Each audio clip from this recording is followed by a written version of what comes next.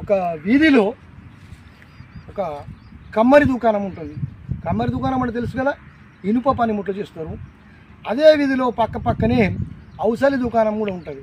అంటే అక్కడ బంగారు వస్తువులు, వెండి వస్తువులు తయారు చేస్తారు.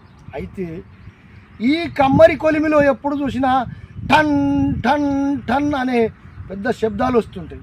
ఎందుకంటే ఇనుప పనిముట్లు కనుక ఇవి. అదే ఆ బంగారు దుకాణంలో మాత్రం ఎటువంటి శబ్దం రాదు.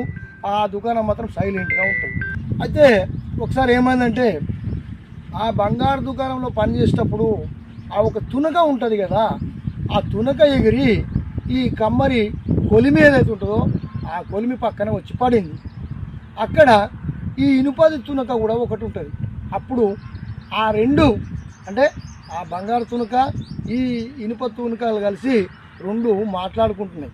మాట్లాడుకునేటప్పుడు అప్పుడు అంటది బంగారు తునక, ఏమన్నా మనం ఇద్దరం కూడా బాధ తప్త హృదయమే, కానీ నువ్వు ఆ యొక్క కమ్మరి వస్తువు తయారు చేసేటప్పుడు నువ్వు ఎంతో శబ్దం చేస్తావేంది, అంత సప్పుడు వస్తుంది ఎందుకోసం?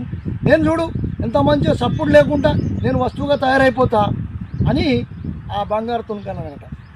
అప్పుడు ఈ ఇనుప తునక ఏమంటారు తెలుసా? అరే భయ్, నిన్ను కొట్టేవాడెవడు ఇనుము, నువ్వు బంగారం, వాడు నీ జాతివాడు కాడు కనుక నోరు మూసుకొని భరిస్తున్నావు. కానీ నన్ను కొట్టేది ఎవడో తెలుసా? నా సంబంధికుడు, నా జాతివాడు కనుక ఎంత బాధ ఉంటుందిరా నీకు తెలియదు. ఎవడి జాతివాడు వాడికి అవమానిస్తుంటే, వాడిని బాధిస్తుంటే ఆ బాధ ఏందో నీకు తెలియదురా అని సమాధానం ఇచ్చిందట.